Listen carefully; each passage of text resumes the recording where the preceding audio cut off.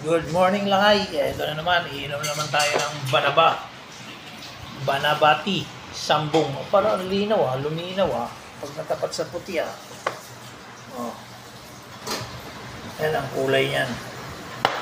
Pag natapat sa ayan yan Banabati. Inom tayo. Medyo mainit pa. Tignan mo yung baso ko. Angry Bird. Diba?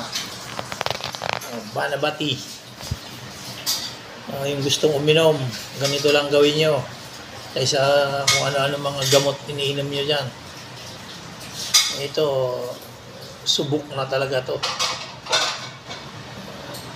Araw-araw, 3 beses isang araw. Bago kumain, bago 30 minutes bago kumain. Inom ka nito.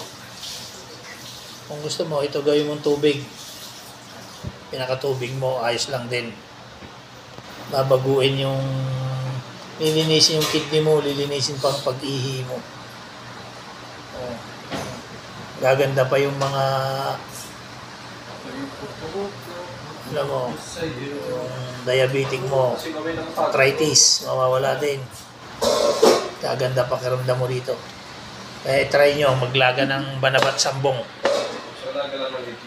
Tapos samahan nyo rin ng daon ng bayabas at guyabano. Pagsamahan nyo na, gaganda. Wala kasing ano dito daon ng guyabano. Ayan, try natin, uminom. Mainit. Mas masarap pa to kaysa dun sa tsaa. Kaya inom-inom lang tayo. Good vibes. Ayan lang ay, God bless.